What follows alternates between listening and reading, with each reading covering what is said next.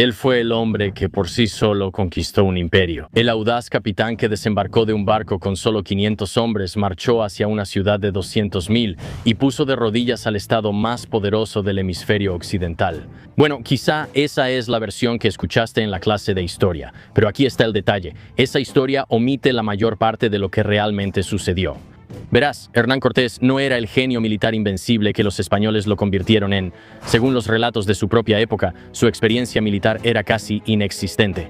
En realidad, era un desertor universitario, un secretario y un burócrata de nivel medio que administraba minas de oro en Cuba, quien cuando finalmente zarpó hacia el continente, ni siquiera lo estaba haciendo legalmente.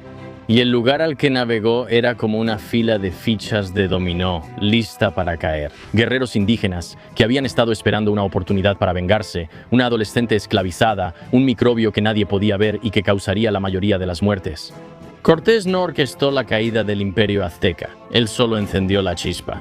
Y el país que dejó atrás todavía, 500 años después, sigue intentando entender cómo darle sentido a una historia escrita por conquistadores y conquistados. Entonces, ¿qué fue lo que realmente pasó en las costas de México cuando Cortés dijo famosamente, "quemen las naves"? Bueno, hoy lo vamos a descubrir. Así que siéntate, relájate y bienvenido al History Camp.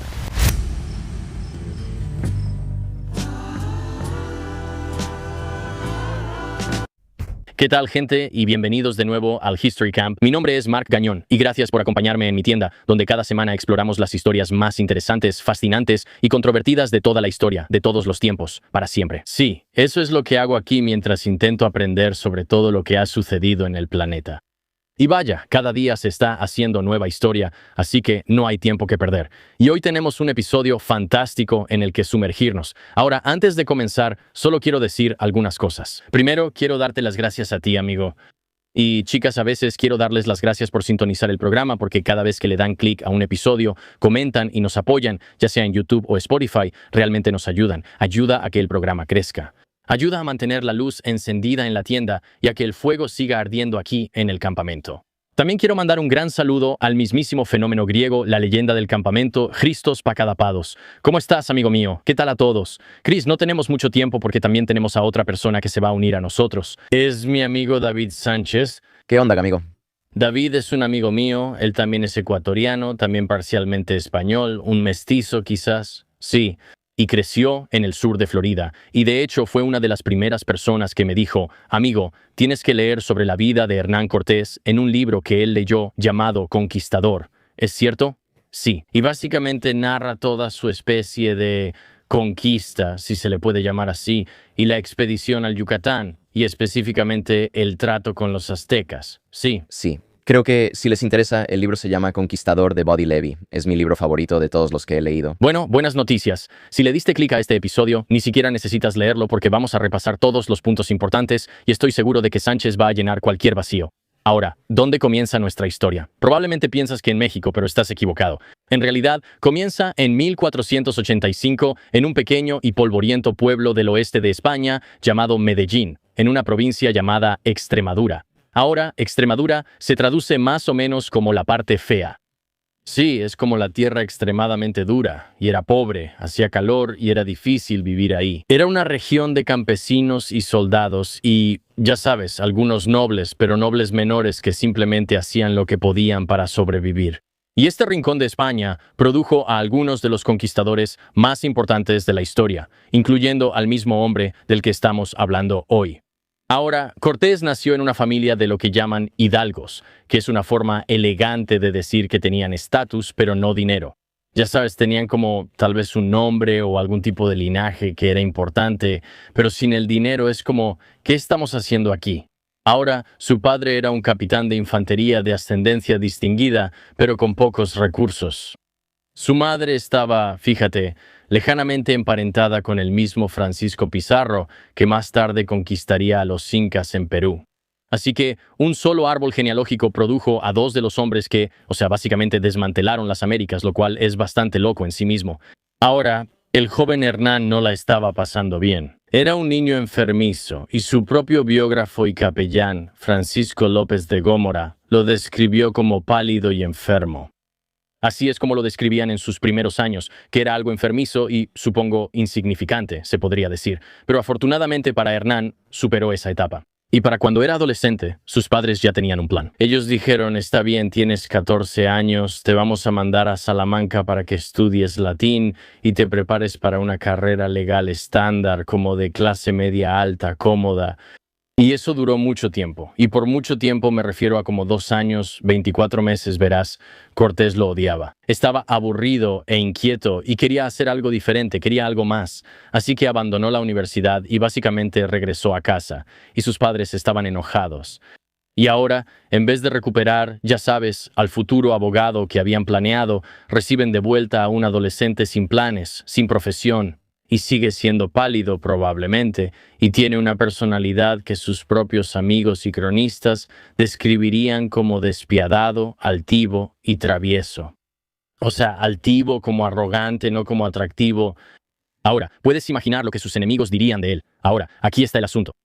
Cortés no había regresado con las manos vacías. Había llegado a una España llena de posibilidades.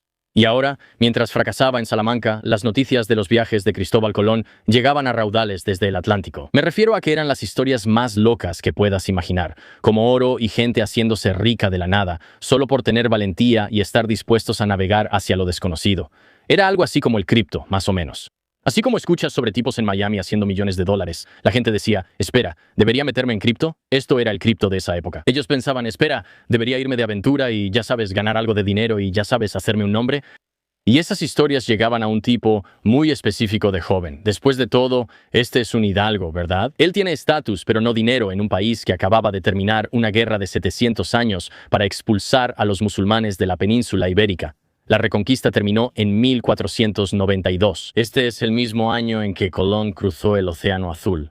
Y esto básicamente significa que, ya sabes, la España en la que Cortés creció de niño era un país que, ya sabes, acababa de ganar. Fueron victoriosos. Ellos, ya sabes, se deshicieron de, ya sabes, estos que ellos dirían que son, ya sabes, invasores musulmanes en la península ibérica. Y como resultado, todo el país estaba encendido. Había fervor religioso. Había confianza militar y una creencia de que la conquista, la conversión y el oro no solo eran tolerables o permisibles. Era como su deber dado por Dios. Así que para un joven frustrado como él, ir, ya sabes, al Nuevo Mundo o a las Américas no es solo una aventura. Es lo único que realmente le llamaba la atención como joven. Así que en 1504, con solo 19 años, se embarcó en un barco y zarpó hacia la Española. Y nunca volvería a vivir en España.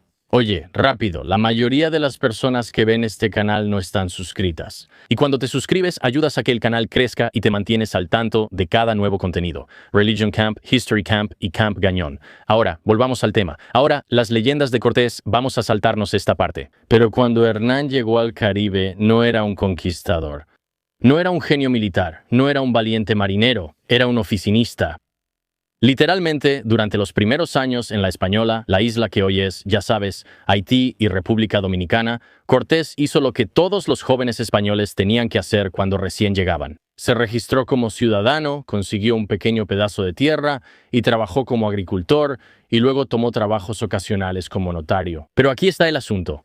El Cortés que el mundo recuerda, ese audaz conquistador, con espada, discursos y todas esas tropas y cosas, se forjó primero durante años de trabajo administrativo aburrido. Aprendió los códigos legales de Castilla, aprendió cómo funciona realmente la burocracia colonial española. Y esos 2 años que, ya sabes, odiaba cuando estaba en la universidad en Salamanca, más una década de, ya sabes, simplemente trabajar, como trabajo clerical en las colonias, después le ayudaría a lograr algo que casi ningún otro conquistador logró jamás.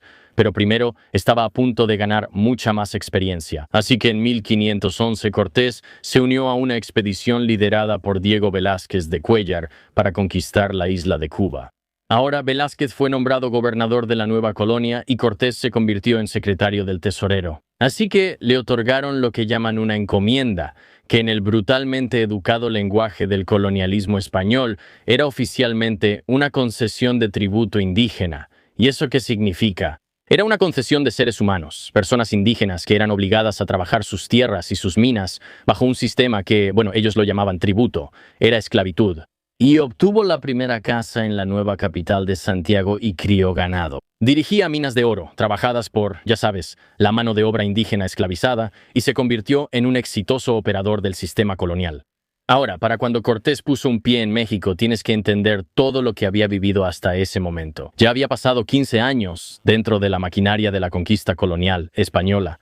No solo había escuchado sobre la violencia contra los pueblos originarios. Quiero decir, él la estaba facilitando, se estaba beneficiando de ella, y no solo había presenciado el trabajo forzado, tenía un sistema que lo imponía. Sabes, él era un administrador colonial experimentado que sabía exactamente cómo funcionaban las cosas, y este ya era el mundo en el que estaba, pero él era excepcionalmente bueno en eso. En este punto, él era carismático y paciente, y sabía cómo construir redes, cómo hacer política, y cómo hacerse útil para los hombres más poderosos de la isla, y finalmente, cómo escabullirse de ellos cuando llegara el momento adecuado. Así que, a finales de la década de 1510, él era el alcalde de Santiago de Cuba, uno de los hombres más prominentes de toda la isla.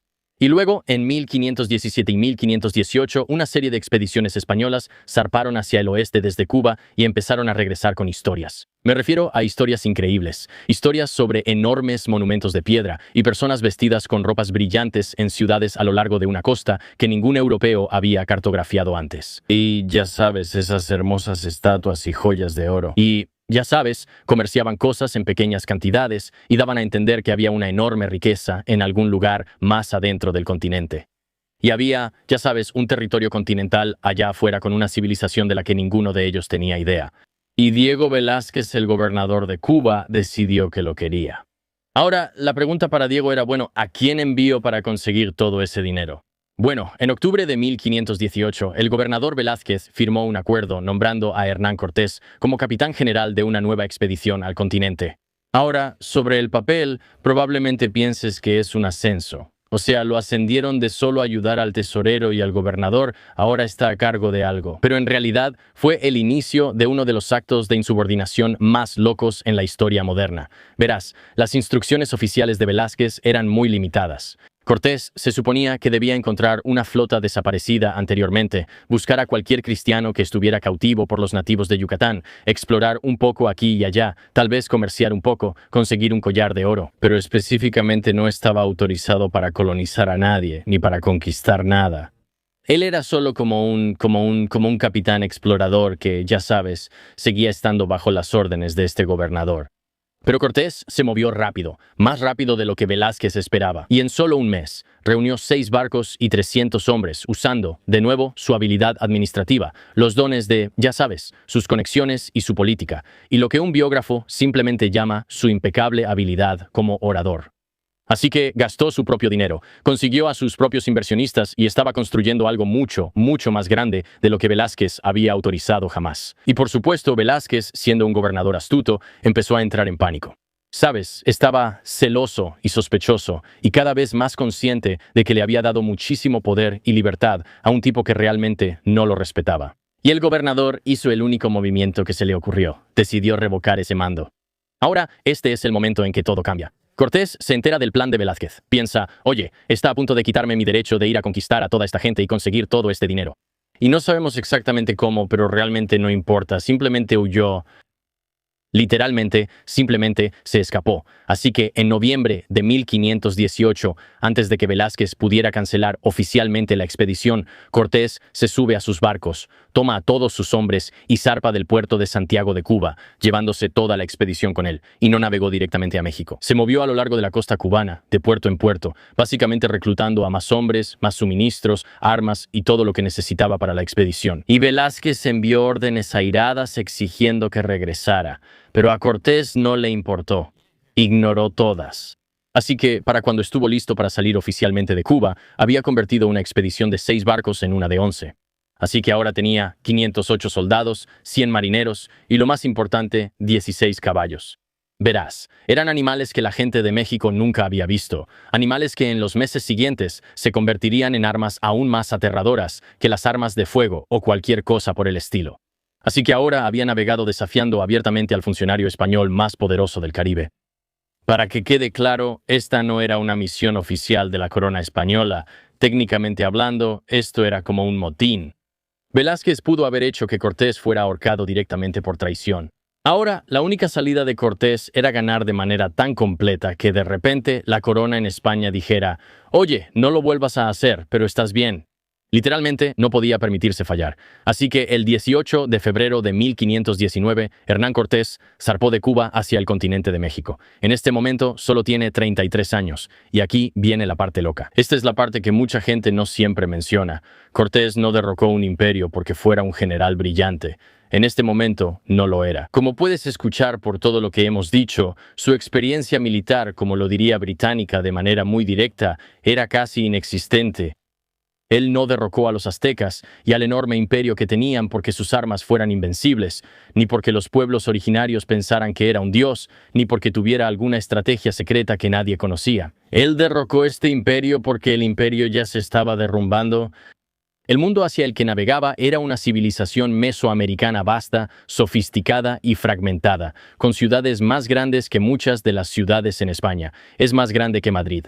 Esta es una economía más compleja que la de la mayoría de Europa, una religión que, durante gran parte de su existencia, exigía algún tipo de sacrificio de sangre y un poder gobernante que millones de personas en silencio querían ver destruido. Así que estoy seguro de que en este punto te preguntas, ¿cómo es que un conquistador fugitivo que se amotinó contra el gobernador y la corona de España con 500 hombres logra derrotar literalmente a millones de personas en una tierra en la que nunca había estado? Bueno, para responder eso, tenemos que dejar a Cortés en la cubierta de un barco por un momento y mirar el mundo en el que está a punto de desembarcar. Así que adelantémonos hasta Yucatán. El mundo es urbano, sofisticado y, en algunos aspectos, incluso más avanzado que el lugar que dejaron atrás en España. Y en el corazón de todo esto se encontraba una ciudad llamada Tenochtitlán. Ahora Tenochtitlán fue construida en una isla en medio de un gran lago, el lago Texcoco, en el Valle Central de México. La ciudad estaba conectada a tierra firme por estas enormes calzadas de piedra, básicamente, y atravesada por canales, iluminada por antorchas durante la noche y albergaba alrededor de 200,000 personas.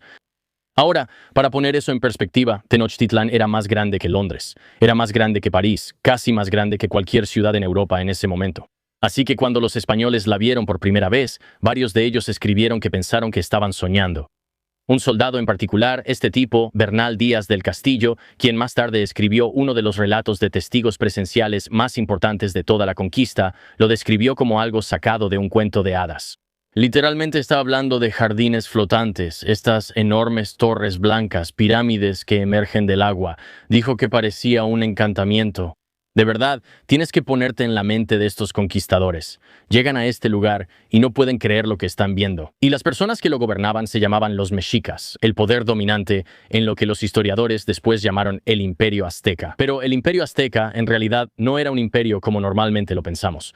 Era un sistema de tributos. Así que los mexicas no gobernaban directamente a la mayoría de los pueblos que conquistaban, solo exigían pagos. Así que decían, denos comida, oro y esclavos, y lo más notorio, seres humanos para sacrificios. Así que cientos de estas comunidades que estaban sometidas a este tipo de sistema de tributos, dispersas por todo el centro de México, se veían obligadas a enviar tributo a Tenochtitlán, año tras año, generación tras generación, incluyendo a pueblos poderosos como los tlaxcaltecas, que habían logrado mantenerse independientes. Mira, odiaban a los mexicas con una intensidad difícil de exagerar, y esta es la parte de la historia popular de la que realmente no se habla. Los mexicas habían pasado la mayor parte de un siglo ganándose enemigos por todos lados. Para 1519, el imperio estaba políticamente fracturado y había mucho resentimiento ideológico, y solo estaban esperando que algo lo rompiera. Y Cortés no sabía nada de esto cuando bajó de su barco a la playa, pero muy pronto estaba a punto de descubrirlo. Así que, para abril de 1519, Cortés desembarcó en la costa este de lo que hoy es México, y en cuestión de semanas fundó un pueblo. Y esto en realidad es algo importante porque recuerda, Cortés había zarpado de Cuba desafiando al gobernador Velázquez allá en Cuba. Su expedición había sido autorizada para explorar y comerciar, no para establecerse ni nada por el estilo. Así que mientras él se mantuviera como líder de una expedición, seguía estando legalmente bajo la autoridad de Velázquez, lo que significaba que Velázquez podía llamarlo de regreso, arrestarlo o incluso mandarlo matar en cualquier momento. Así que Cortés hizo algo muy inteligente. Fundó la ciudad de Villarrica de la Veracruz, literalmente la ciudad rica de la verdadera cruz. Y esto con el tiempo se acortó a solo Veracruz. Hizo que sus hombres se constituyeran formalmente como los primeros ciudadanos de la ciudad. y los ciudadanos luego eligieron un cabildo y el cabildo, en su primer acto oficial, eligió a Hernán Cortés como su capitán general y justicia mayor. ¿Ves lo que eso acaba de hacer? Cortés se transformó legalmente a sí mismo.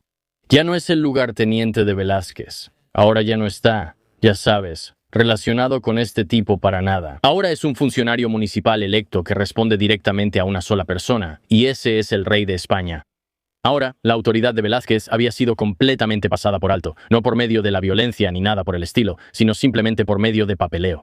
Y por eso esos años haciendo papeleo en el Caribe fueron tan esenciales para Cortés. Por eso era importante que él estudiara códigos legales como notario e incluso que pasara algo de tiempo probablemente en la Facultad de Derecho. Eso le dio el conocimiento de cómo manipular el sistema. Así que, ya sabes, cometió traición contra el gobernador de Cuba y lo hizo completamente legal, lo cual es bastante loco si lo piensas. Ahora, más o menos al mismo tiempo, Cortés consiguió a los dos traductores más importantes de toda esta conquista. Quiero decir, estas dos personas son de una importancia que es difícil de exagerar.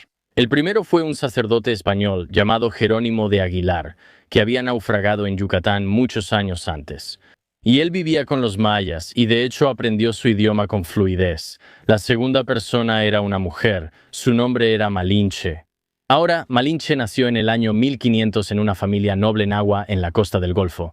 Su padre era un jefe, y según todos los relatos, su infancia fue bastante cómoda. Y luego su padre murió. Su madre se volvió a casar, y para proteger la herencia de un nuevo hijo de ese matrimonio, Malinche fue, dependiendo de la fuente, vendida o entregada. De cualquier manera, ella era una niña y ahora de repente estaba esclavizada. Fue intercambiada a través de la península de Yucatán, de amo en amo, hasta que finalmente terminó entre los chontales mayas, donde aprendió su idioma y sobrevivió.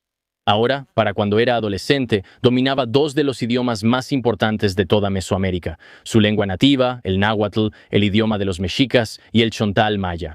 Luego, en marzo de 1519, después de una batalla en Tabasco, fue una de las 20 mujeres esclavizadas entregadas a Hernán Cortés, básicamente como una ofrenda de paz. Y en ese momento, ella tenía solo 19 años.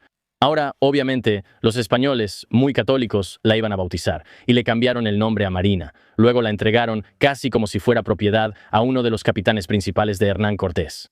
Y este es el momento en que su vida da un giro porque Hernán Cortés descubre, básicamente por accidente, que ella podía hablar este idioma específico, el náhuatl.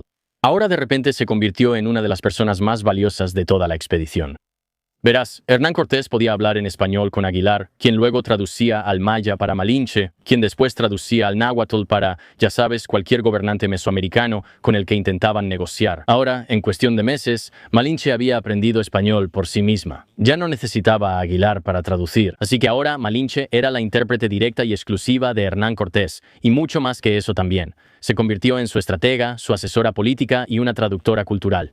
Ella entendía la política de, ya sabes, docenas de ciudades-estado de las que Hernán Cortés ni siquiera había oído hablar. Así que la historiadora Camila Townsend lo ha dicho de manera bastante directa. Sin Malinche, los españoles nunca habrían triunfado en todo esto. Pero Cortés, en sus cartas oficiales al rey, nunca habló de ella. Porque si lo hubiera hecho, tendría que admitir lo dependiente que era de ella.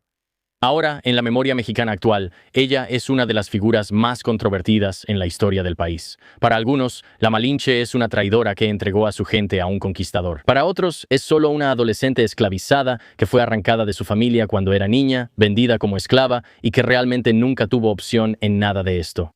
Y la verdad es que tal vez fue una sobreviviente brillante de un sistema que realmente no le dio buenas opciones, que en ese momento usó la única ventaja que tenía, que era su habilidad para traducir todos estos idiomas y abrirse camino en medio de una guerra. Así que más tarde le daría un hijo a Cortés. Su nombre era Martín. Y a menudo se le llama uno de los primeros mestizos. Estos son los hijos de ascendencia mixta, indígena y española, y literalmente la base de lo que es la identidad mexicana moderna en muchos sentidos. Ahora, Malinche misma fallecería en 1529, ya casi a los 30, por la misma viruela que estaba a punto de devastar el imperio contra el que ayudó a planear estrategias. Pero por ahora, volvamos a Cortés. Para el verano de 1519 ya tenía sus primeras alianzas a lo largo de la costa con un pueblo llamado los Totonacas. Estos eran tributarios de los mexicas que estaban absolutamente hartos de pagar tributo. Y sus hombres empezaban a ponerse un poco nerviosos. Algunos solo querían dar por terminado el día y regresar a Cuba. De hecho, hubo conversaciones reales de motín entre sus soldados y marineros, y Hernán Cortés entendió, con la misma frialdad y claridad que usó en Veracruz, que no podía permitirse darles a sus hombres una vía de escape. Así que eliminó la salida por completo. En julio de 1519 ordenó que todos los barcos fueran destruidos. Es uno de los momentos más famosos de toda esta conquista. Y el dicho popular, ya sabes, de quemar los barcos o quemar sus naves, en realidad no es del todo correcto. En realidad las hundió. Así que les quitó todo lo útil y luego básicamente las hundió frente a la costa. Pero el mensaje es el mismo, y es muy simple y brutal. No hay vuelta atrás. O lo logramos o morimos.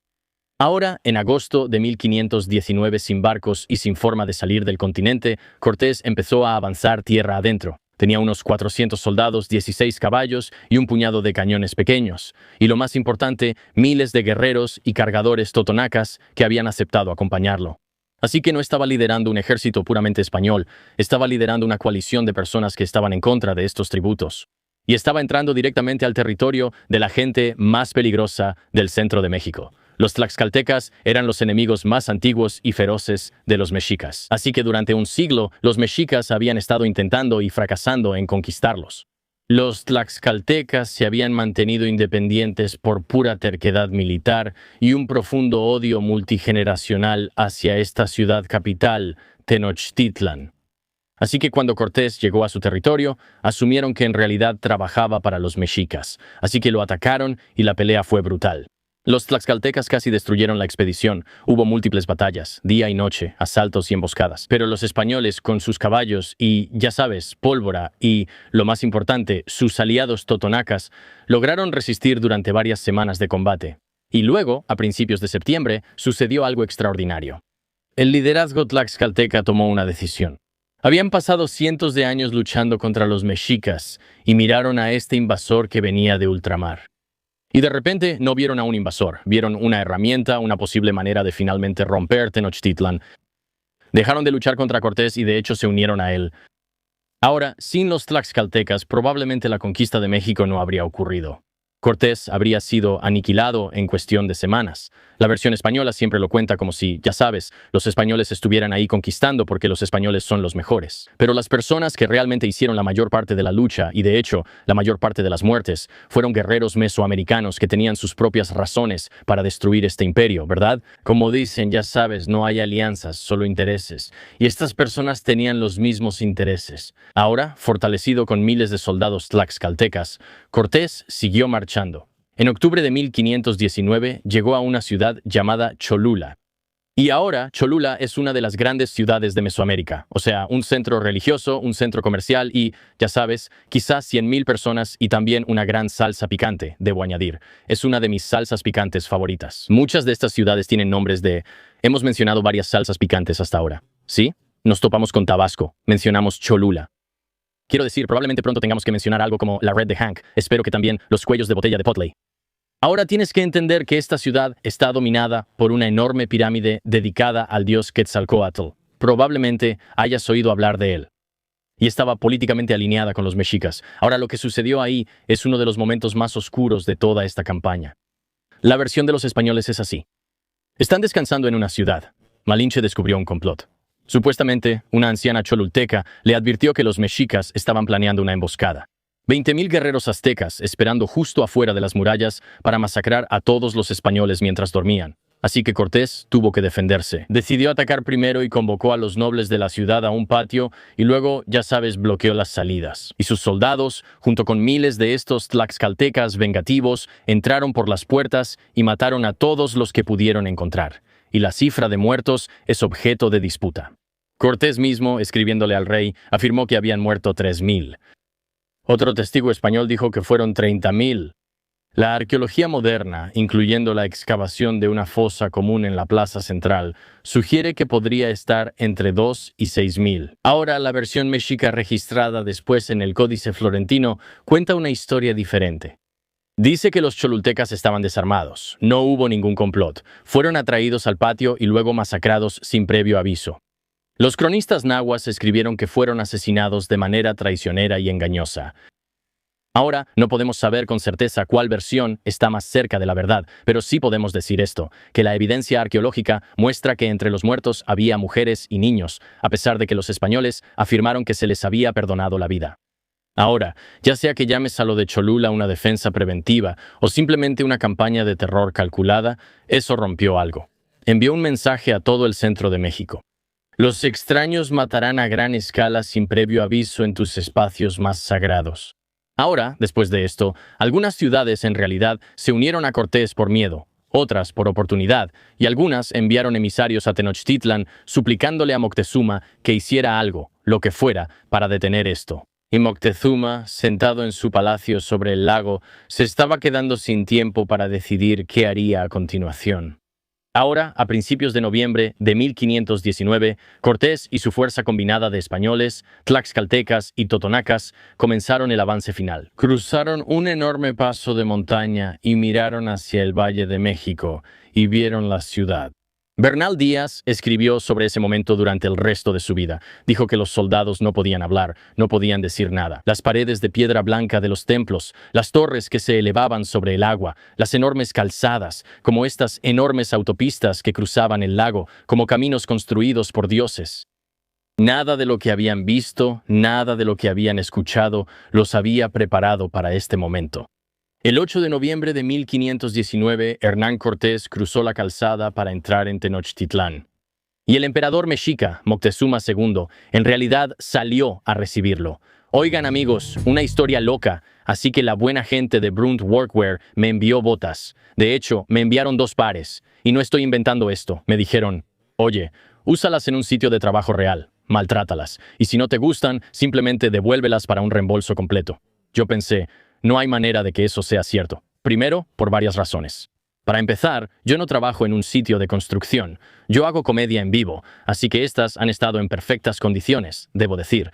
Pero le di un par a un amigo mío que es carpintero. Él trabaja todo el día con las manos y simplemente destruye sus zapatos. Y literalmente me contactó 2 semanas después y me dijo, estas son las botas más cómodas que he tenido. Muchas gracias. Así que probablemente le voy a cobrar por ellas. Pero de todos modos, lo que estoy diciendo aquí es que Brunt Workwear tiene quizá las botas más cómodas y duraderas que existen. Desde que las sacas de la caja, duran muchísimo, son súper cómodas y se ven geniales. Así que la cosa está así. Este tipo, Eric, es el fundador. Él creció en una familia de clase trabajadora y sus amigos de todos los oficios le decían cómo las grandes marcas de botas, ya sabes de cuáles hablo, se convirtieron en empresas de moda y dejaron de hacer el producto que todos necesitaban. Así que él dijo, está bien. Voy a crear una que realmente funcione, y nombró todo en honor a trabajadores reales con los que realmente creció. Son impermeables. Hay con puntera de seguridad, con puntera blanda y modelos para meter el pie o con agujetas. Tienes todas las opciones que necesitas. Ahora mismo, si entras a brownworkwear.com, vas a obtener $10 de descuento si usas el código CAMP. Así que puedes ahorrar dinero, puedes comprar botas, usarlas en el trabajo. Y si no te gustan, aquí está lo increíble. Simplemente las devuelves. Literalmente no tienes nada que perder. Si no te gustan, las devuelves y te reembolsan todo tu dinero. Esa es la garantía de Brunt. Así que entra a bruntworkwear.com/bruntworkwear.com camp. Eso es CAMP camp. Y usa el código CAMP, ahorra dinero, compra las botas, úsalas en el trabajo, y si no te gustan, te van a reembolsar todo tu dinero. Solo devuélvelas y te regresan tu dinero. Sí, literalmente no tienes nada que perder. No veo por qué no lo intentarías. Digo, a mis amigos les encantan. A mí me encantan, aunque no hago trabajo manual, pero igual se ven geniales. De todos modos, esa es bruntworkwear.com/bruntworkwear.com camp. Usa el código promocional. El enlace está en la descripción y diles que la buena gente aquí en el campamento te envió. Vamos a regresar. ¿Qué onda, chicos? Vamos a tomar un descanso rápido porque solo quiero decir lo obvio. No vas a contratar a un quiropráctico para hacer una cirugía cerebral, y si vas a pelear en el octágono, no contratarías a un tipo que solo ve muchas peleas de UFC. Y si tienes un caso de lesiones personales, no vas a contratar solo a tu amigo que es bueno con los contratos, porque sabes que cuando estás lastimado es porque alguien más fue negligente. No quieres solo, ya sabes, vibras de abogado, quieres abogados de verdad, y ahí es donde entra Morgan y Morgan. Son el bufete de abogados de lesiones más grande de Estados Unidos, con más de 100 oficinas en todo el país y más de 1,000 abogados. Lo increíble es que han recuperado más de 30,000 millones de dólares para más de 500,000 clientes. Tienen un historial real de luchar para conseguir que las personas reciban una compensación completa y justa, así que si alguna vez sufres una lesión, puedes consultar a Morgan & Morgan, y sus honorarios son gratis a menos que ganen. Sí. Gratis. Literalmente no pagas nada a menos que ganen tu caso. Así de seguro está Morgan de que pueden conseguirte una compensación por tus lesiones. Así que, para más información, ve a forthepeople.com/forthepeople.com/gagon. Eso es forthepeople.com/GAGN. Es forthepeople.com/gagon o marca el signo de número seguido de la palabra law. Eso es signo de número 529 y hazles saber que fuiste enviado por la gente aquí en el campamento. Además, este es un anuncio pagado. Ahora, volvamos al programa. Ahora, probablemente ya hayas escuchado una historia sobre este momento y va más o menos así. Moctezuma creía que Cortés era el dios que regresaba, Quetzalcóatl, la serpiente emplumada profetizada para venir del este, y dio la bienvenida a los españoles en su ciudad porque pensaba que eran estos ángeles divinos. Pero la mayoría de los historiadores modernos en realidad no creen esto. Eso de que confundieron a Cortés con un dios fue, ya sabes, uno de los mitos más persistentes en la historia popular. Y en las últimas décadas, académicos como Camilla Townsend, que mencioné antes, y Matthew Restall, básicamente lo han desmantelado. La evidencia sugiere que la historia de la profecía de Quetzalcóatl, casi con toda seguridad, fue inventada después de la conquista, en parte por los españoles para que su victoria pareciera, ya sabes, ordenada divinamente, como si fuera el destino. Era, ya sabes, algo que se suponía que siempre iba a pasar, y en parte por cronistas indígenas que intentaban darle sentido a la catástrofe usando algún tipo de lenguaje religioso al que estaban acostumbrados. La propia gente de Moctezuma, incluyendo a los cholultecas que acababan de ser masacrados en el pueblo antes, claramente no pensaban que Cortés fuera un dios porque, ya sabes, pelearon contra él. Ahora, la verdad más probable es esta. Moctezuma dejó entrar a Cortés a la ciudad porque era un político inteligente y astuto que estaba gobernando esta enorme ciudad. Para este punto, él había estado observando a los españoles durante meses. Había enviado, ya sabes, vigías y emisarios. Había enviado regalos. Intentó el soborno, la intimidación y la diplomacia, y nada de eso realmente funcionó. Así que para noviembre tenía una elección. Podía ir directamente a la guerra abierta con un hombre cuyo ejército ahora estaba reforzado por decenas de miles de mesoamericanos, estos enemigos unidos que conocían el terreno mejor que nadie. O podía tomar la otra ruta e invitar a los españoles a una ciudad donde, al menos, podría controlar la situación, estudiarlos y elegir su momento. Así que decidió invitarlos a entrar. Y sería uno de los errores más trascendentales que cualquier gobernante mesoamericano haya cometido. Así que, durante aproximadamente una semana, los españoles vivieron dentro del palacio del difunto padre de Moctezuma y recibieron comida, regalos. Se les dio acceso a la ciudad, pasearon por los mercados, subieron a los templos. Vieron los estantes de cráneos humanos en el recinto sagrado y a los sacerdotes cubiertos de sangre seca y la gran pirámide donde se extraían los corazones de las víctimas sacrificadas a diario, y estaban horrorizados. Para los españoles, las prácticas religiosas de los mexicas no eran cultura. Eran prueba de que esta civilización necesitaba ser conquistada por el bien de Dios mismo. Y una de las cosas más locas es que mientras los españoles recorrían la ciudad, ellos también estaban siendo observados. Verás, Moctezuma era inteligente. Él los estaba observando y contando a sus hombres, contando sus caballos, contando sus armas, pero ambos bandos se estaban midiendo. Y luego, aproximadamente al quinto o sexto día, Cortés hizo algo que nadie esperaba. Tomó a Moctezuma como rehén. Entró marchando al palacio del emperador, se rodeó de españoles armados y le dijo, a través de la traductora Malinche, que debía irse a vivir con los españoles en su recinto como invitado, pero en realidad no era así. El emperador del estado más poderoso de Mesoamérica ahora era, en efecto, un prisionero en su propia ciudad. Y a través de él, Cortés empezó a dar órdenes que se obedecían, al menos por un tiempo, porque parecían venir del propio Moctezuma. Cortés había tomado un imperio por la garganta sin una sola batalla por la capital. Era como una apuesta increíble. Es una de las cosas más atrevidas que podrías hacer como líder militar, y probablemente el hecho de que no tenía experiencia militar es la razón por la que lo hizo. Cualquier general astuto diría, oye, esto nunca va a funcionar. Los mexicas pudieron haber eliminado a los españoles literalmente en un instante. Había unos pocos cientos de españoles dentro de la ciudad y 200,000 aztecas rodeados de agua y calzadas, y una población viendo cómo su emperador se convertía en un títere. Y el hecho de que esto se mantuviera incluso temporalmente es uno de los momentos más locos de toda esta conquista, pero no podía durar para siempre.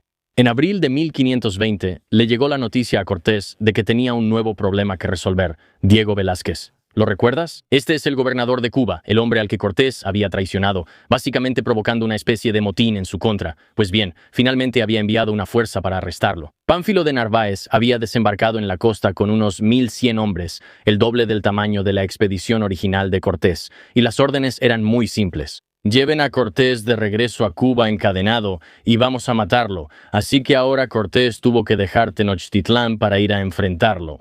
Y en su lugar dejó a un capitán llamado Pedro de Alvarado al mando de la guarnición española dentro de la ciudad. Ahora, Alvarado era imprudente. Era un tipo impulsivo.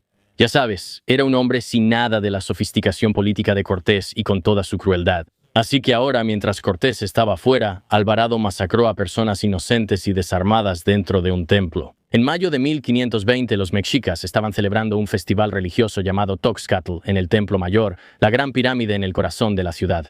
Los españoles habían dado permiso para que se llevara a cabo, y miles de nobles, sacerdotes y guerreros mexicas se reunieron en el patio del templo con vestimenta ceremonial. Estaban desarmados, estaban bailando, cantando y celebrando, y entonces los soldados de Alvarado atacaron, sellaron todas las salidas. Mataron a bailarines y cantantes y, quiero decir, a cientos de ellos, en lo que los cronistas indígenas describen más tarde como una masacre indiscriminada. Los historiadores aún debaten por qué lo hizo. Algunos relatos dicen que Alvarado creía que se estaba planeando un levantamiento en su contra. Otros dicen que simplemente tenía miedo. El relato indígena dice que él actuaba por codicia y que los guerreros llevaban oro. Ahora, fuera cual fuera la razón, la ciudad estalló. Los mexicas se levantaron y sitiaron el recinto español y lucharon para recuperar su ciudad. Ahora, cuando Cortés regresó apresuradamente desde la costa, después de haber derrotado a Narváez y absorbido a la mayoría de sus hombres en su ejército, encontró a su guarnición atrapada, a su emperador rehén perdiendo la poca autoridad que le quedaba y a una población que ya estaba harta de los conquistadores. Entonces Cortés llevó a Moctezuma a una azotea para intentar calmar a la multitud. La multitud, dependiendo de la fuente que creas, o lo mató con una piedra, o los españoles lo mataron cuando ya no les era útil. Las versiones mexicas y españolas obviamente han estado en desacuerdo sobre esto durante unos 500 años. Ahora, en lo que todos están de acuerdo es en esto. Para finales de junio, Moctezuma estaba muerto. Y los españoles tenían que salir. Así que en la noche del 30 de junio de 1520 intentaron huir de Tenochtitlan al amparo de la oscuridad, llevando consigo tanto oro y tesoros como podían cargar en sus caballos. Los mexicas los atraparon en estas calzadas. Esa es la única forma de entrar y salir. Tienes que cruzar un lago y solo hay una calzada. Así que lo que siguió se ha llamado, en la memoria española, la Noche Triste, la Noche de las Penas. Aproximadamente 400 españoles se ahogaron, murieron o fueron capturados. Y aproximadamente 4,000 de sus aliados indígenas también fueron asesinados. Muchos de los españoles se ahogaron en el lago, irónicamente arrastrados por el oro que no quisieron dejar atrás. Ahora Cortés, según la leyenda, apenas logró escapar y se sentó bajo un árbol en tierra firme a la mañana siguiente y lloró. El imperio había ganado. Por un solo y fugaz momento en el verano de 1520, los mexicas lograron lo que nadie más en Mesoamérica había conseguido hasta entonces. En realidad, habían derrotado a los invasores. Los habían expulsado de su ciudad y la trampa finalmente se había cerrado. Y en ese momento, todo había terminado. Pero para Cortés, esto estaba lejos de ser el final. Ahora, aquí la historia deja de ser realmente sobre Cortés, porque lo que finalmente destruyó Tenochtitlán no fue Cortés, fue un microbio. Mientras los españoles se retiraban y se reorganizaban tratando de, ya sabes, reunir a sus ejércitos y a su gente en territorio tlaxcalteca, la viruela ya estaba ahí. Había cruzado el océano en uno de los barcos y se propagó a través de la red de comercio y tributo que en realidad alimentaba a Tenochtitlán. Y luego, ya sabes, finalmente llegó a la ciudad misma. Los mexicas no tenían inmunidad y nadie en las Américas la tenía, y en cuestión de meses, la viruela mató a entre 1/3 y la mitad de la población de Tenochtitlán. Mató a Cuitláhuac, el hermano de Moctezuma, quien había sido elegido como el nuevo emperador después de la Noche Triste. Mató a nobles, generales y sacerdotes, toda la gente que realmente habría organizado cualquier tipo de resistencia. Los defensores de la ciudad más poderosa de Mesoamérica estaban siendo asesinados por algo que no podían ver, que no podían nombrar y que ciertamente no podían combatir. Se levantó un nuevo emperador, un joven guerrero feroz y profundamente comprometido llamado Cuauhtémoc. Tenía unos 23 años, tenía experiencia militar y no creía que los extranjeros fueran dioses. y estaba decidido, casi como si fuera por mandato divino, a luchar contra ellos hasta el final. Pero la ciudad que acababa de heredar ya estaba medio vacía. Cuando Tenochtitlán estaba muriendo por la enfermedad, Cortés se estaba fortaleciendo aún más. Los españoles habían crecido en una Europa donde la viruela era endémica. La mayoría de ellos ya la había sobrevivido de niños y llevaban esta inmunidad de por vida. Así que cuando, ya sabes, en el territorio tlaxcalteca, él ordenó la construcción de 13 barcos pequeños, los bergantines, y podían ser transportados tierra adentro en piezas y luego ensamblados en la orilla del lago Texcoco.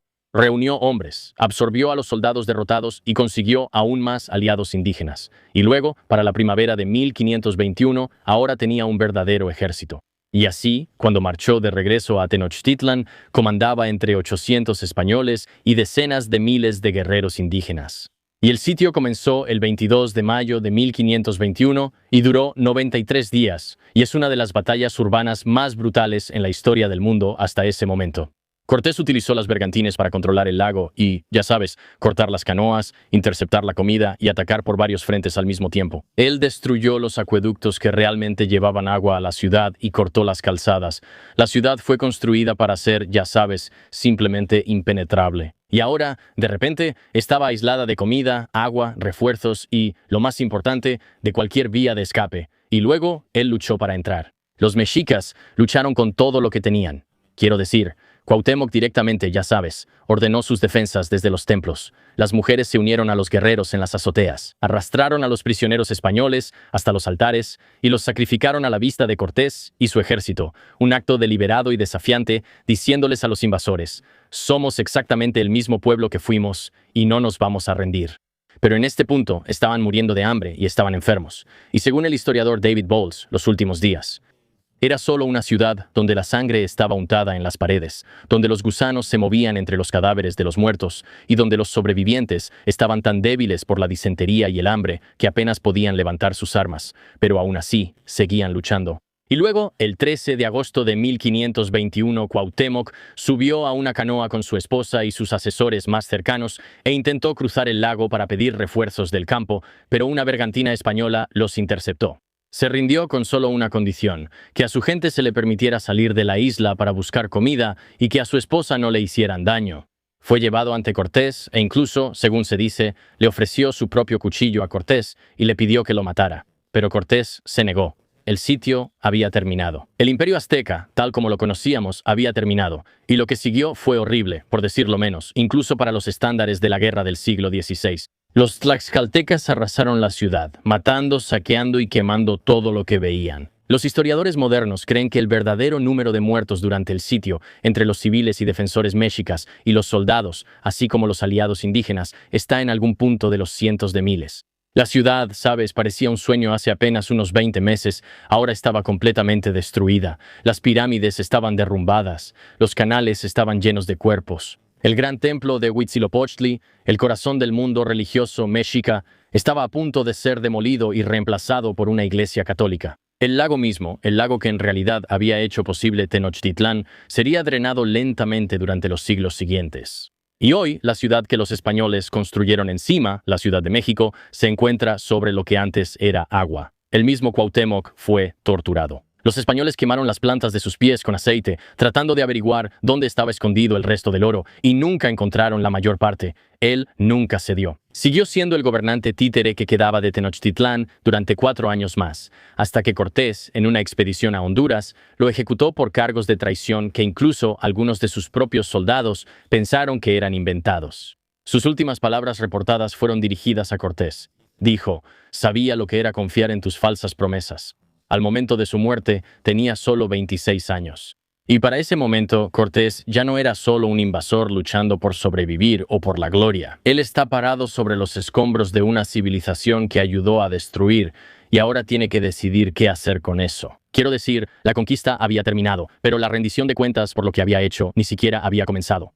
Durante unas semanas después de la rendición, Cortés se sentó entre los escombros de una de las ciudades más hermosas del mundo, la ciudad más hermosa que Cortés había visto jamás, e intentó decidir qué hacer con ella. Se sentó y escribió 5 cartas. Hoy se conocen como las cartas de relación, dirigidas a Carlos V, rey de España y emperador del Sacro Imperio Romano. Son algunas de las piezas de autojustificación más cuidadosamente construidas en la historia del colonialismo europeo. Cortés las escribió con toda la habilidad que había aprendido como notario en la española. Ya sabes, muy precisas y leales, con un tono de abogado, y bueno, llenas de latinismos legales, repletas de declaraciones de lealtad a la corona, llenas de, ya sabes, énfasis estratégico en el oro y el territorio que él incorporó al imperio español, y muchas omisiones muy deliberadas. Casi nunca mencionaba a Malacán, minimizó el papel de los tlaxcaltecas. Presentó cada masacre como una necesidad defensiva y cada acto de conquista como una misión sagrada enviada por Dios. Literalmente estaba escribiendo el primer borrador de su propia historia y de hecho funcionó. En 1522, Carlos V lo confirmó oficialmente como gobernador y capitán general de la Nueva España. Mientras las cartas cruzaban el Atlántico, Cortés se puso a trabajar en el terreno. Tomó una decisión que básicamente daría forma a los siguientes 5 siglos de la historia de Norteamérica. Reconstruyó la ciudad sobre los escombros de Tenochtitlán, drenó secciones del lago Texcoco, trazó calles siguiendo la antigua cuadrícula mexica. Ordenó la construcción de una catedral directamente sobre las ruinas del Templo Mayor, la gran pirámide que era sagrada, el sitio más sagrado del mundo religioso mexica. Hasta el día de hoy puedes pararte en el Zócalo, la plaza principal de la Ciudad de México, y ver una catedral católica española construida con las piedras literales del templo que reemplazó. Y nombró a la nueva capital Ciudad de México. El sistema que construyó se basaba en la encomienda, el mismo modelo con el que creció en Cuba, pero ahora se aplicaba, quiero decir, a todo el continente. A los colonos españoles se les concedió el control sobre comunidades indígenas enteras, que eran obligadas a proporcionar trabajo y tributo a cambio de protección y cristianización, lo cual daría forma a la jerarquía social de América Latina durante los siguientes 300 años. Ahora, por un tiempo, a principios de la década de 1520, Hernán Cortés fue el europeo más poderoso en las Américas. Pero luego todo empezó a desmoronarse, porque verás, la corona española tenía un problema. Hernán Cortés había hecho exactamente lo que ellos querían. Él, ya sabes, les entregó un imperio. Había llenado su tesorería de oro. Les trajo más territorio del que siquiera sabían qué hacer con él. Y también lo había hecho amotinándose abiertamente contra un gobernador español, gobernando su propio ejército privado durante 2 años sin ningún tipo de autorización real, y demostrando que un hombre carismático, con el ejército adecuado y el encanto necesario, podía forjar su propio reino a 8.000 kilómetros de distancia de cualquiera que pudiera detenerlo. En las palabras cuidadosamente elegidas de la Enciclopedia Británica, Cortés se había vuelto, cito, plenamente consciente de la vulnerabilidad de un conquistador exitoso cuyo campo de operaciones estaba a 8.000 kilómetros del centro del poder político. Y el Consejo de Indias, el organismo que realmente estaba en Madrid y que gestionaba todos los proyectos coloniales de España, era igual de consciente de esta realidad exacta. Ellos habían leído sus cartas. Sabían, como se dijo, que Cortés era lo suficientemente popular entre los pueblos indígenas y lo suficientemente poderoso entre los conquistadores como para simplemente establecer México como un reino independiente, si así lo deseaba. Y ese era su mayor temor. Así que la corona empezó a intentar cortarle las alas a Cortés. En 1524 Cortés salió de la Ciudad de México para liderar una expedición a Honduras y sofocar una rebelión de uno de sus propios capitanes. Y mientras él estaba fuera, sus enemigos en la Ciudad de México empezaron a moverse en su contra. Comenzaron a confiscar sus propiedades y difundieron rumores de que Cortés había muerto. Sí, en una expedición. Ya no está. Empezaron a desmantelar toda su administración, y cuando regresó en 1526, se dio cuenta de que todo el gobierno colonial que él había construido ahora estaba en su contra. Zarpó de regreso a España en 1528 para defender su caso directamente, y ahí, finalmente, la corona mostró sus verdaderas intenciones. Le otorgaron un gran título nobiliario, el Marqués de Villa de Oaxaca, literalmente como el Marqués del Valle de Oaxaca, y le concedieron una gran hacienda y una gran renta.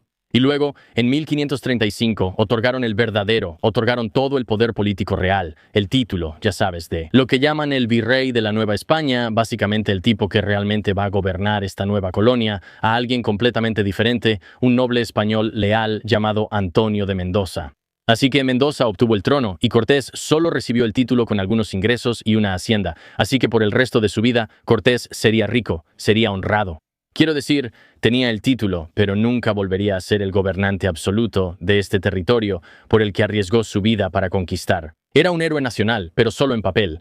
Ahora, los años restantes de su vida son algunas de las partes más extrañas de toda esta historia. Navega de regreso a México e intenta recuperar su antigua autoridad. Falla. Lanzó expediciones para encontrar nuevas tierras, esperando descubrir otro imperio con el que pudiera hacer lo mismo y, ya sabes, reconstruir su reputación. Navegó por la costa del Pacífico y descubrió una península que pensó que era una isla y la llamó Santa Cruz. Hoy la conocemos como Baja California. Regresó a España en 1541 a los 56 años y se unió a Carlos V en una campaña militar contra la ciudad de Argel en el norte de África. Esa campaña fue un completo desastre. Cortés, el conquistador de imperios, fue arrastrado de la cubierta de un barco mientras las fuerzas españolas eran dispersadas por tormentas y los defensores argelinos. Se dice que se ofreció voluntariamente para liderar el asalto él mismo y los oficiales del rey simplemente lo ignoraron. Pasó sus últimos años en España peleando una serie de demandas. Me refiero a propiedades, herencias y viejas acusaciones. Escribió petición tras petición al rey, pidiendo reconocimiento, pidiendo, ya sabes, esa audiencia con la corona que nunca llegó. Según un historiador, en sus últimos meses era rico pero estaba amargado. El 2 de diciembre de 1547, Hernán Cortés murió en una finca en Castilleja de la Cuesta, cerca de Sevilla. Y la causa se menciona de distintas maneras como disentería u otro tipo de enfermedad. Su último deseo fue que su cuerpo fuera devuelto a México, al país que él había destruido y reconstruido, y pidió ser enterrado allí.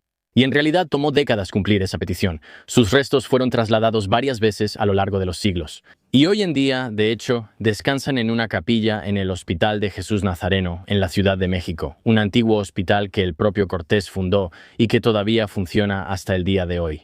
La capilla generalmente no está, ya sabes, abierta a turistas. No hay una estatua de él en la plaza pública de la Ciudad de México. No hay monumento. El hombre que construyó la capital de la América Española está enterrado ahí, pero de una manera casi invisible.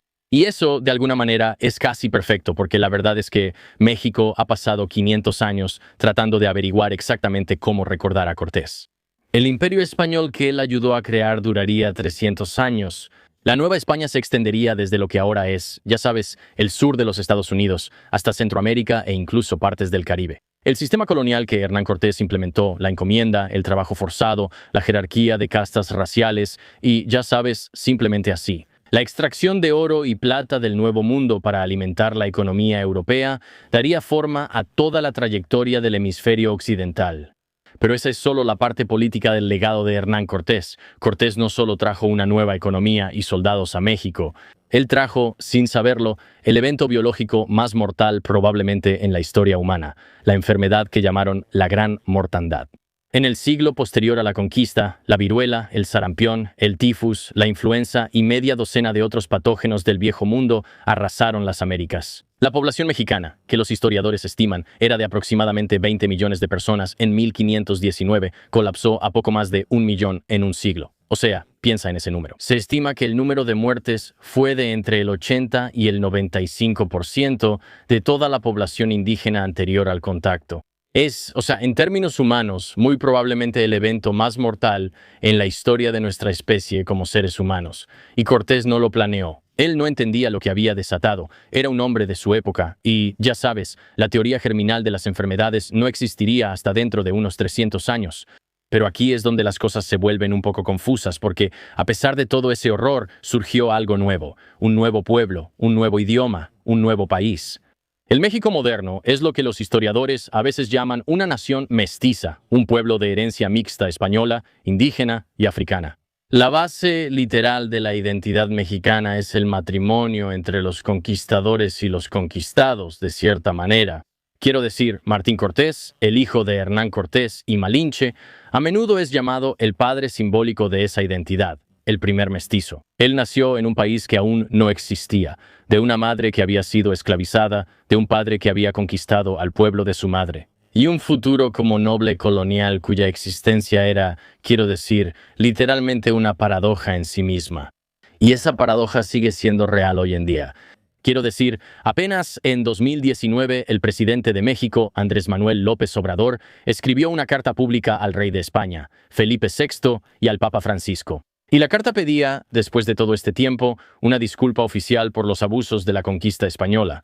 Todavía hay heridas abiertas, dijo. Es mejor reconocer que se cometieron abusos y se cometieron errores. Ahora, España se negó. El gobierno español emitió un comunicado rechazando enérgicamente la demanda, diciendo que los hechos de hace 500 años no pueden, ya sabes, ser juzgados con los estándares actuales. Los líderes conservadores españoles calificaron la demanda como un insulto. Los legisladores mexicanos y la capital respondieron proponiendo la retirada de las estatuas de Cortés y Colón de los espacios públicos. Las calles que llevaban el nombre de los conquistadores fueron renombradas. Pero luego, en noviembre de ese mismo año, un descendiente de Moctezuma se reunió con un descendiente de Cortés en una capilla de la Ciudad de México y se abrazaron. Ambos lloraron. Y el descendiente de Cortés dijo, traduciendo aproximadamente, «Quiero pedirte perdón por todas las cosas malas que sucedieron». El descendiente de Moctezuma respondió, de nuevo, no es una traducción perfecta. Al final, ahora todos somos familia. Y luego, en agosto de 2021, exactamente 500 años después del día en que Cuauhtémoc se rindió, en la canoa, López Obrador, el expresidente de México, se paró frente a una réplica del Templo Mayor construida en la plaza central de la Ciudad de México. Y no habló a España, sino a los pueblos indígenas de su propio país, y les pidió formalmente, en nombre del Estado mexicano, perdón. Dijo: «Hoy recordamos la caída de la gran Tenochtitlán y pedimos disculpas a las víctimas de la catástrofe». Y quiero decir, ese es el tipo de mundo que creó Cortés. Un mundo donde los descendientes del conquistador dirigen el país que él construyó. Un mundo donde los descendientes del conquistador viven en un México que ya no lleva su nombre en las calles, donde dos países no pueden ponerse de acuerdo sobre lo que pasó o incluso sobre cómo sentirse al respecto. Él conquistó, él invadió, él fundó, él destruyó, él reconstruyó, y todo eso es verdad, y creo que es difícil para la historia elegir solo una. Quiero decir, creo que todos queremos que la historia sea simple, queremos que haya buenos y malos. Están, ya sabes, los conquistadores que son malvados y crueles. Y luego tienes a los conquistados que son víctimas indefensas que no podían hacer nada, una línea clara entre nosotros y ellos. Y durante 500 años esa es más o menos la forma en que la historia fue contada por Cortés en sus cartas, por los cronistas que vinieron después de él, por los libros de texto, las estatuas y las calles, por los hombres que ganaron. Pero la verdad no es simple. Y, ya sabes, no tiene por qué serlo. Sabes, la verdad sale a la luz. Incluso, ¿sabes? La tierra misma. Porque la Ciudad de México en realidad se está hundiendo hasta 38 centímetros al año en algunas zonas. Recuerda, la ciudad que los españoles construyeron está sobre un lago que 500 años después sigue jalando la catedral hacia el lodo blando donde Tenochtitlán realmente flotaba. Y eso me dice que, como no puedes enterrar la civilización, nadie puede. Porque, ¿sabes? Lo que salió de ese choque no fue solo una tragedia. Fue un pueblo, un idioma que literalmente lleva el idioma náhuatl dentro de su español. O sea, palabras como chocolate, tomate, coyote, aguacate. Estas son palabras que ahora el mundo habla sin siquiera saber de dónde vienen. O sea, comida y fe y música.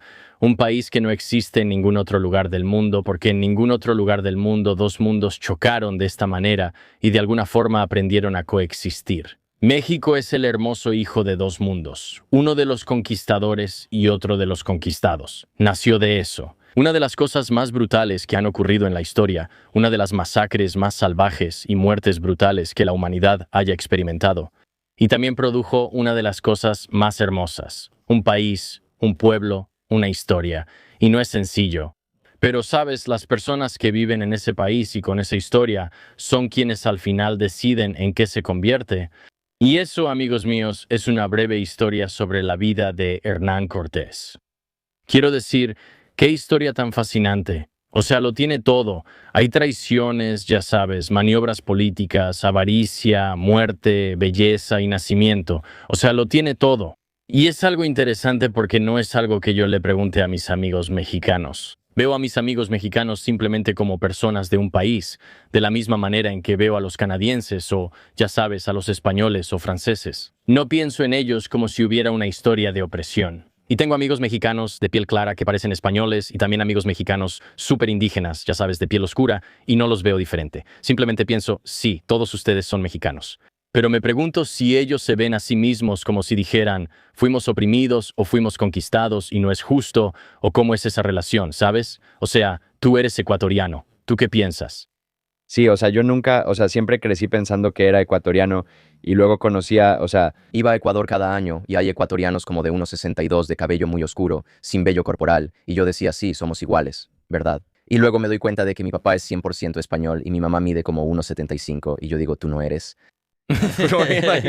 ¿Tu papá es español? ¿Tu mamá es? También es española, pero ella nació en Ecuador. Nació en Ecuador ¿Y sus padres nacieron en Ecuador? y ellos comen cuy. Sí, ellos comen, sí. Sí, son ecuatorianos culturalmente. Culturalmente sí, mi bisabuela por parte de mi mamá es suiza. Ok. Y luego el abuelo es español y después se mudaron a Ecuador, pero culturalmente siento que estoy pensando. ¿Se mudaron allá? Se mudaron a Ecuador para abrir una cervecería.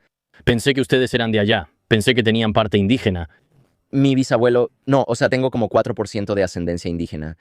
Pero ahora debes tener familia indígena ecuatoriana.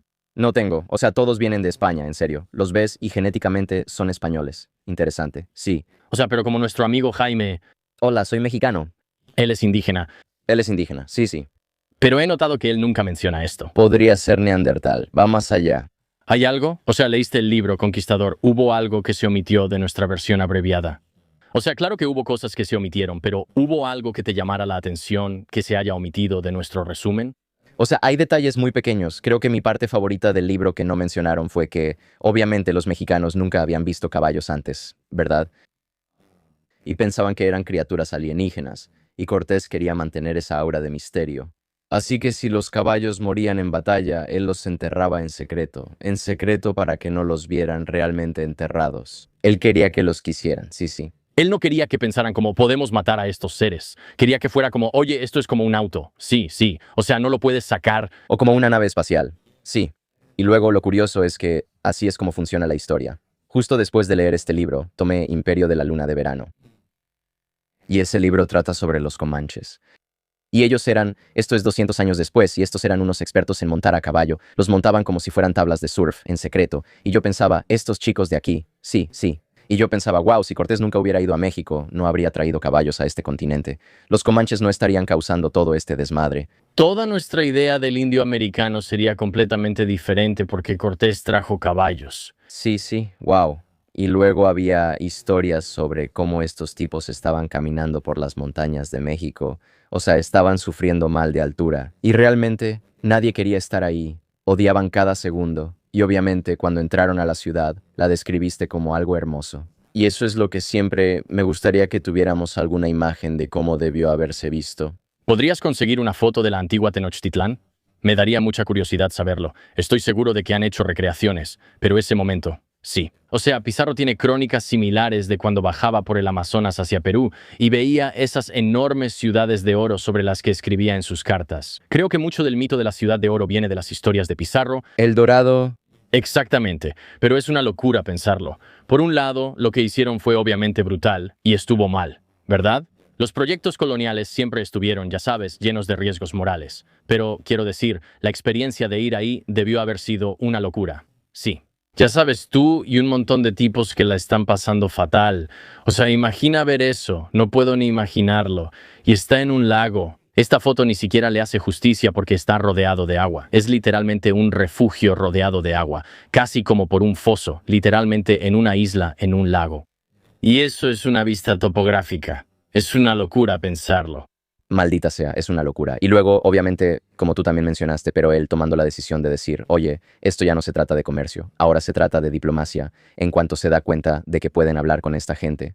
Encontramos, o sea, encontrar al sacerdote que puede hablar un idioma y luego conseguir a un prisionero que puede hablar ese idioma y luego otro idioma y así todos pueden traducir. Y es como, mierda, nos vamos a quedar aquí, voy a construir esta colonia, vamos a ver a Moctezuma, vamos a hacer diplomacia, me encanta eso. Y también él llevando los barcos en secreto durante la noche y como que desobedeciendo las órdenes. Vi un video sobre él después de leer el libro, y en ese entonces, obviamente, ahora ya no es tanto así, pero antes todo era sobre el legado y que tu nombre fuera recordado, y él anhelaba eso muchísimo, es como que no tenía una vida loca. Me estás llamando Jaime. Hagámoslo. Está bien. Jaime, ¿qué pasa? Aquí vamos de nuevo. Estoy grabando el podcast ahora mismo. Pero necesito preguntarte, ¿estás al aire? Está bien. Soy yo, Cristos y David Sánchez. Acabamos de hacer el episodio sobre Hernán Cortés y tengo curiosidad. ¿Podrías decirme? ¿Eres tú? Sí, eres, sí, técnicamente el tío de David. Así que tengo curiosidad, étnicamente o genéticamente eres indígena. Correcto. ¿Sabes de qué tipo? Indígena purépecha de una parte de Michoacán y también indígena rayalo del sur de Texas Ya veo. Ahora, y luego todos, sí. adelante. Ahora, como Cortés es un conquistador que entra en... Perdón, estoy recibiendo interferencia en el micrófono. Quiero asegurarme de que no lo arruine. Él es un conquistador que entra en Tenochtitlán y masacra toda la ciudad y luego, de alguna manera, los infecta a todos con viruela sin querer. Tengo mucha curiosidad. Obviamente los mexicanos no son un monolito y no te estoy pidiendo que hables por todos, pero ¿podrías compartir la perspectiva de muchos mexicanos sobre el legado de Cortés? Bueno, tienes que recordar que él fue contra los aztecas. Y él se alió con muchas tribus indígenas que no les gustaban los mayas. Exactamente. Así que había mucha gente que estaba alineada en su contra. Ellos estaban alineados con... Él en contra de los aztecas, ¿verdad? Sí, y muchas de estas tribus ni siquiera eran de la zona local, ¿verdad? Eran del norte de México, eran de cualquier parte de México y se dispersaron de vuelta a sus lugares de origen. Y puede que no guarden el mismo nivel de resentimiento, ya sabes, generaciones después hacia él, Correcto. como las personas que se quedaron en la zona. Ujú. Pero algunos de ellos sí lo hacen. Bueno, sí, incluso el presidente actual lo hace. Sí, lo sé. Vi que el presidente le escribió una carta al Papa Francisco diciéndole algo como, oye, discúlpate, amigo. Sí, no, ese es el nuevo. Sí, el nuevo. No, dices el nuevo, el judío. Perdón. La judía, sí, la Liga Judía. Ella no está contenta con Cortés. Sí, la Liga Judía no católica.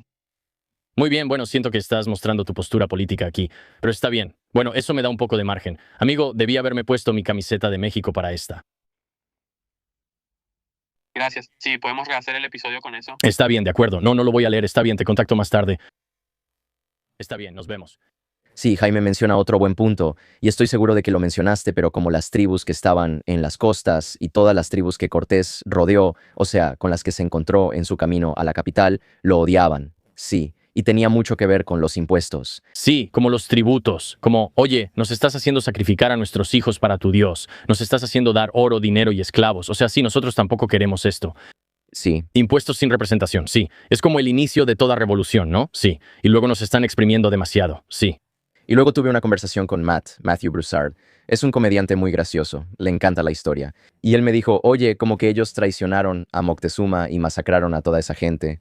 Y yo le dije, sí, pero también ellos estaban matando niños. Ya sabes, estaban sacrificando niños. La verdad, no siento remordimiento por esas tribus de aquel entonces. Sí, Que conste en actas. Algunas de las historias sobre eso creo que potencialmente están exageradas. ¿En serio? O sea, definitivamente hubo sacrificios humanos. No creo que nadie dispute eso. Pero, por ejemplo, hay relatos donde dicen que cientos de miles de personas fueron sacrificadas en un solo día. Y creo que esos relatos venían de sacerdotes jesuitas que iban para allá y describían el horror. Y es difícil saber si eso fue literal o no. Pero no, ese es un buen punto. Es como, sí, hermano, lo que les pasó estuvo mal. Que los masacraran es terrible. Pero, ya sabes, desafortunadamente también es como la tónica de la historia. Sí, pero también él trajo el catolicismo al hemisferio occidental. Vamos, vamos, católicos, Calix el católico nunca hizo nada malo. nunca hizo nada malo. Bien. Bueno, tengo curiosidad por saber qué piensan ustedes. O sea, si eres historiador, si has estudiado esto, si has leído libros sobre Cortés, o ya sabes, los conquistadores en general, me encantaría saber tu opinión si hay algo que se me haya pasado. Si tú mismo eres, no sé, como un ciudadano mexicano y tienes experiencia o eres conocedor en este aspecto específico de la historia de México, me encantaría saber qué piensas. Estoy abierto a cualquier verdad. No tiene que ser, ya sabes, algo holístico. Puede ser simplemente tu experiencia y tu perspectiva. Así que, por favor, deja un comentario en YouTube, Spotify, y antes de irnos, solo quiero decir muchas gracias. Si te interesa el contenido religioso, pues, buenas noticias. Tenemos todo un canal llamado Religion Camp. De hecho, hicimos todo un episodio sobre el sacrificio infantil azteca. Si quieres echarle un vistazo, si eres fan de, ya sabes, investigaciones profundas, temas rarísimos, conspiraciones y todo tipo de misterios desconocidos, bueno, Camp Gagon es el lugar. Y si te gusta hablar de todo lo que ha pasado, pues, buenas noticias. History Camp está aquí para ti cada semana. Muchas gracias a todos. David Sanchito, gracias. Cristos, gracias. Y los veré a todos en el futuro para hablar del pasado. Paz.